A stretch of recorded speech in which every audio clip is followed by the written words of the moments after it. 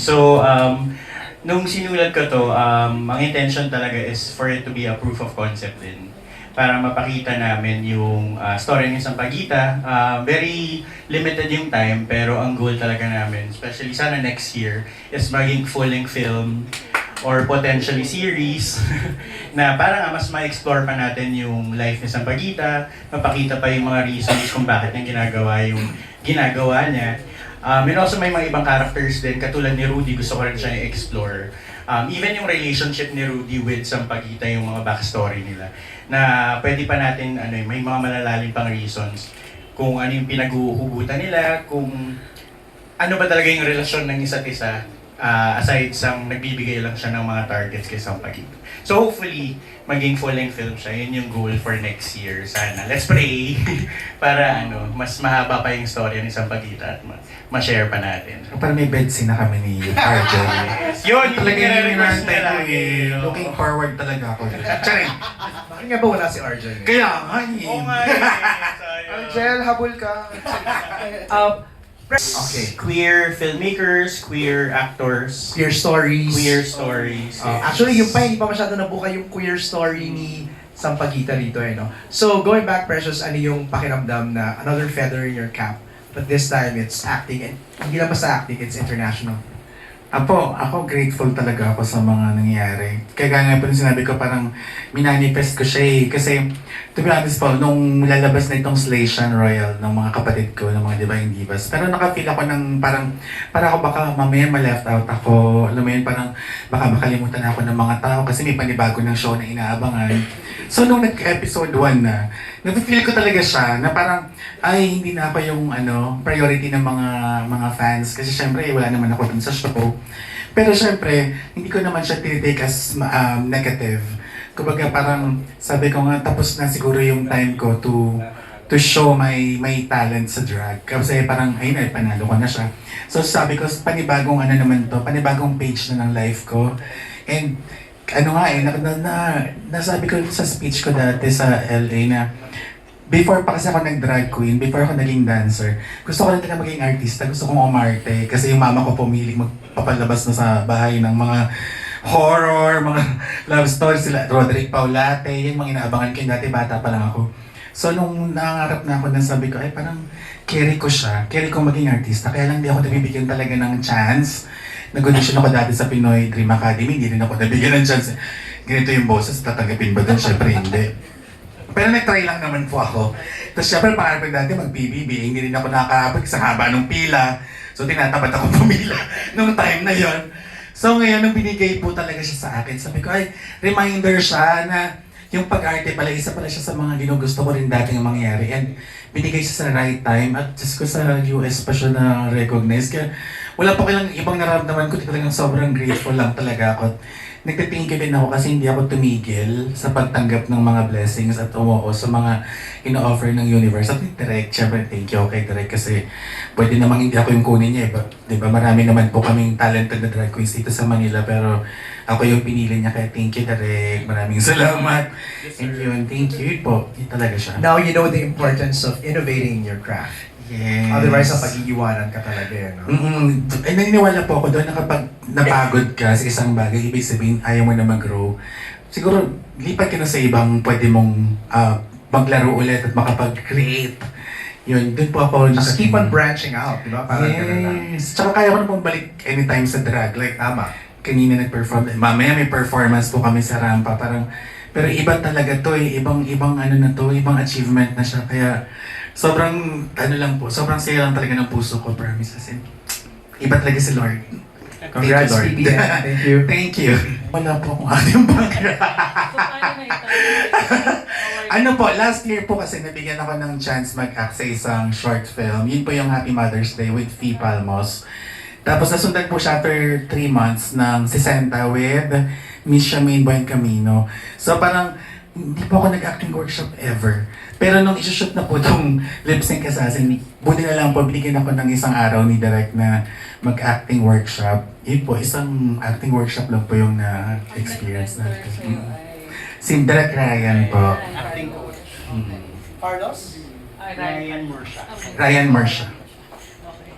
And also, kasi pansin ko, diba, you're a born winner. Yung anything you get into, nag-excel ka. If may mga nanonood na young queer or mga bata na nag-idolize sa'yo, ano yung advice mo bibigay? Yes lang ng yes. I mean, mahirap ang mundo natin. Like, mahirap ang mundo. Mahirap maging bakla. Mahirap maging bakla. Pero, huwag mong bibitawan yung pangarap mo kasi hindi mo alam kung kailan siya ibibigay, pero dapat lagi kang handa kasi maraming pwedeng umagaw sa iyo, maraming pwedeng mapunta yan sa iba. So dapat lagi kang ready, dapat hindi ka dapat nadidistract. Alam mo yun, kung ano dapat alam mo kung ano yung gusto mo. Dahil mahirap siya talaga. Ako po after 20 years siya nangyari sa akin yung pag-arte. Pero hindi ko po binitawan. Kaya gano'n po, kung mangangarap po kayo, dream big. Bigger and bigger kasi kapag tinapad yan ng universe, maloloka ka kasi iba rin siyang tumupad. Thank you and congrats. Thank you. Parang siguro nung sumali ako sa Drag Race, akala ko yun yung rorok nung pwede kong abutin. Parang, kasi drag queen ako drag artist ako. So parang kapag pinanalo ko to, ay, nakuha ko na. Gets ko na, parang ako na to, number 1 na ako. Pero kasi, ito kasing best lead performance, hindi ko naman siya mina-manifest at all. Talagang, ang sabi ko lang kasi gusto ko dumating lang kami doon, magpakita lang kami. Kumbaga parang, ang nasa utak ko lang nun is, kailangan magpasikat ka, kailangan magpapansin ka dito, kasi hindi ko alam kung Netflix nandito, kasi dapat lang na-hotel namin yung Netflix. So parang, gagawin mo lahat talaga, kasi parang sabi ko nga kay Derek, wala naman tayong makukuha. Feeling ko talaga, wala kayong makukuha award, kasi napanood ko yung 4 sets pa lang, sabi ko, just go, okay na ako, sa dito tayo, nakagaw na akong green, nagpapansin ako sa premiere. Okay na to, mapopost na tayo niyan. Pero nung nabigay siya, alam mo parang Drag Race lang din. Yung Drag Race kasi gusto ko lang siyang salihan dati. Hindi ko naman siya gusto lang ipanalo. Dahil, ang sabi ko lang dati is, ang makapasok lang ako sa Drag Race, ibig sabihin, meron na akong pwesto sa kumbaga parang sa altar ng mga drag queens. Ibig sabihin, pag nakapasok ako, ano na to, pasabog na to si mama, kahit anong mangyari, kahit mas tikpay na yan, nandiyan na yan. So yun, nung binigyan lang din ako na ako yung nanalo, hindi ko na siya na-expect kasi hanggang sa last minute nung i-announce na yung pangalan ko, hindi ko talaga na-expect na ako yung mananalo, promise. Katulad lang din nung in-announce yung pangalan ko, hiningal-hingal pa ako noon kasi nagpasikat-pasikat na ako kasi akala ko yung English sila ako makikita. So parang ganoon lang din yung nangyari na parang hindi ko siya ina-achieve na makukuha ko yung premyo. Pero for some reason, nabibigay siya. Kasi siguro dahil alam ko sa sarili ko na binigay ko lahat. Pero ang akin kasi siguro ang mantra ko, expect for the worst, pero hope for the best. So ganun lang siya. Nag-work siya, siguro 3 beses siya nangyari sa akin na hindi ko talaga in-expect na mananalo ko. Nag-work talaga siya. And feeling ko yun lang din naman yung gagawin ko lagi, na parang hindi ko naman talaga laging ginagol na manalo. Yung gusto ko lang may ipakita yung talent ko, may share ko kung ano yung kaya ko. And syempre, gumaling pa ako sa mga pwede ko pang kayang gawin. So, yan. Kasi nung sinabi lang sa akin ni Direk ko nung ano yung gagawin ko sa movie, sabi ko, madali na lang to. Kasi meron akong inampon na babae sa bahay. Nagdadrag din ako. Yung mama ko rin dati bago nawala, may sakit. Kumbaga parang lahat siya nag-check sa akin. Sabi ko kay Direk, parang carry ko na tong i-deliver kasi ano na lang siya ilalagay nila ako sa screen, parang gano'n. Pagkakaiba lang, kailangan ko humawak ng barel, kailangan ko matutong pumatay ng tao. Kung yun lang din naman, sabi ko madali lang siya. Napakadali lang nito. Pero hindi kasi pagdating namin doon, akala ko talaga alam ko na. Akala ko carry ko na. Pero alam mo yung iba talaga yung kaba mo kapag nandyan na. Iba rin yung naibibigay na magic kapag kinakabahan ka.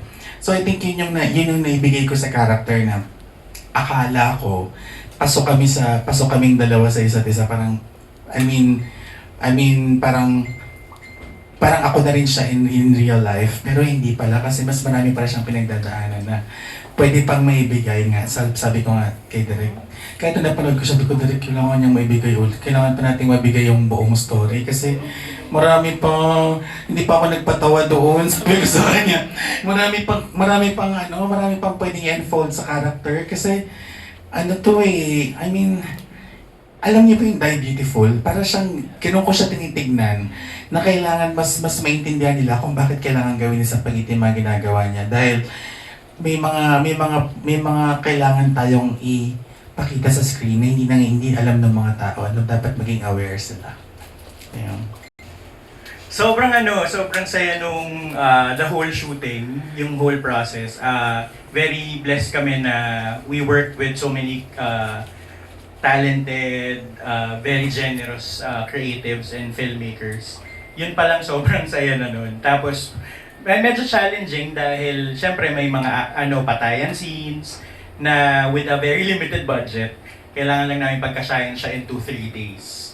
So yun, I think medyo challenging yun. Pero ang saya talaga kasi lalo na yung bar scene, yun talaga memorable yun, yung day 3 kasi ginawa namin, syempre wala naman kaming budget, so kailangan namin punuin yung bar.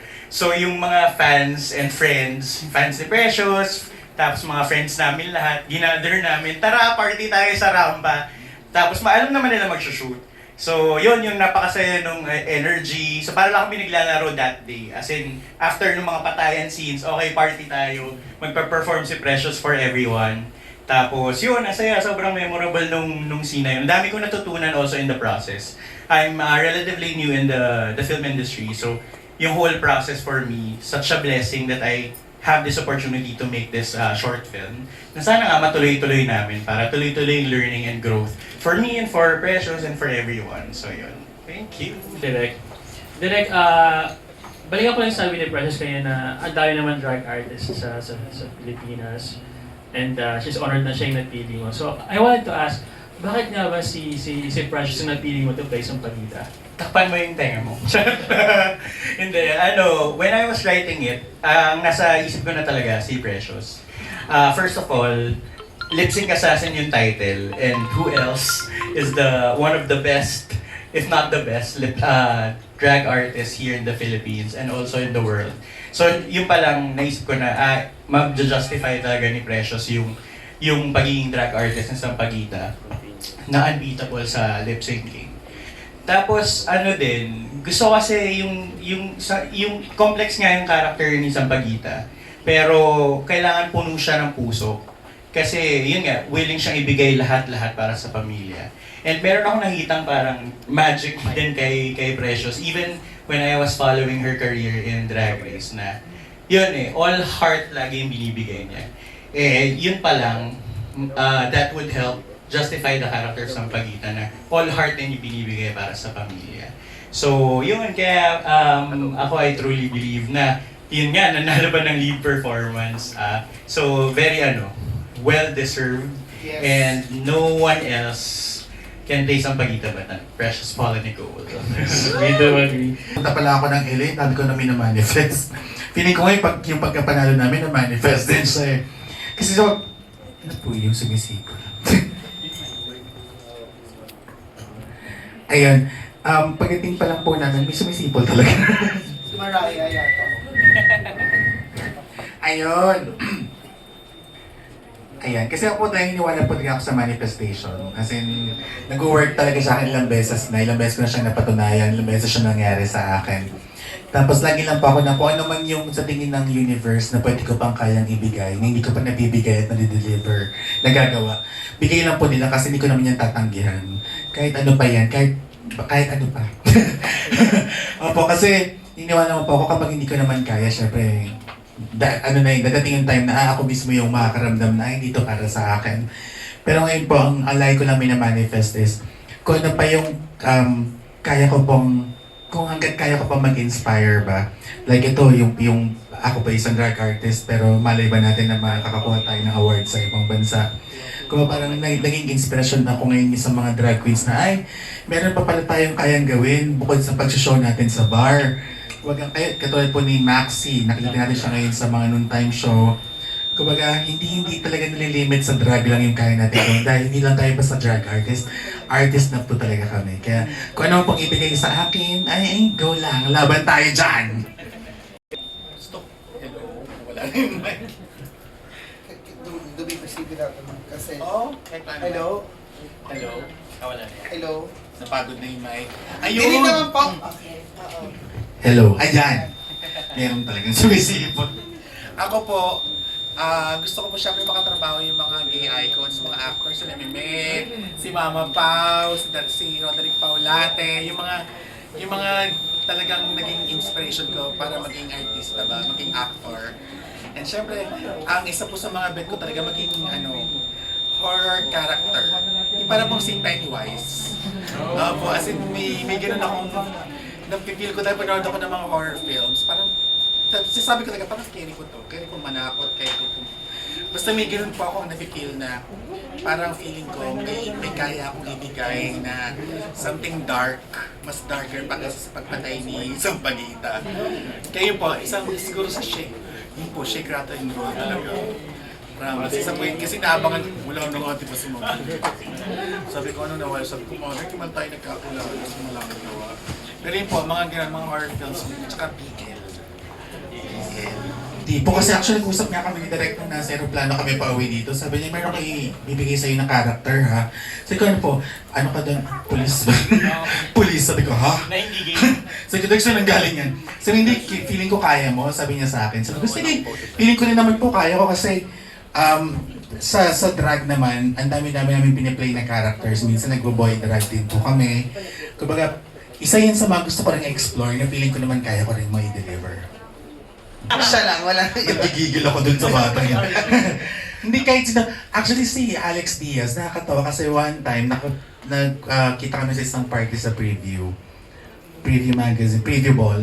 Sabi niya, gawa tayo ng show na parang ako yung leading, siya daw yung leading man. Parang gawa kami ng burlesque show. Ako kung naalala niyo, baka lasing lang yun si Alex. Pero yun, kasi feeling ko may connection din kami ni Alex eh. Tsaka crush ko din naman siya. Parang feeling ko crush din naman niya ako. Ganun. Pero yun, sige po, kahit sino po actually, pangarap ko din makatrabaho si JC Alcantara. Kasi yung mga nakakasama na namin before kasi feeling ko may mga ano yun, feeling ko magaan silang katrabaho. Feeling ko madali lang yun kasi mabilis mo nang kiligin kung gusto ba nila akong pakiligin. Ganun. yung shooting. Yung may baril. Kasi, di ba nagkaroon lang ng chismis? Hindi, nagkaroon nga ng news dati sa US na may isa, sino yun? Baldwin? Alec Baldwin ba yun? Alec Bovic? Kasi nagkaroon ng incident na may nagbigay na totoong baril sa isang shooting ng movie and may nagpatay siyang director or cameraman. So kada ibibigay sa akin yung baril, nasisira ko ngayon kasi pinuputok ko. Kasi totoo bang walang bala to? Tapos natatanggal yung takip. Tapos sobrang sa akin yung brass band. Sabi niya, sir, huwag niyo po kasing galawin. Sige, sorry. Sure ko lang naman baka makapatay ako ng tao kasi tinututok ko talaga sa tao eh. At saka nakakatakot na may pressure talaga pag pinutok mo. Tapos sakto puputok dun sa katapat mo. Nakakatakot siya. To be honest, nakakatakot siya na baka mamaya mangyari sa akin yung nangyari sa akin dun sa US. Pero hindi naman ako na pero yun yung pinaka natakot ako actually. Yun yung paghawak ng baril. Kasi ayoko, yun yung pinaka nakakatakot sa lahat na pwedeng mangyari. Pero yun, hindi naman nila binigay. Hindi ko naman minanifest. Hindi naman. Yun. Hindi ko alam kung pwede na sabihin. Hindi. Oo, meron. Pero hindi ko pa pwedeng sabihin kasi baka ma-jinx. Oo, meron.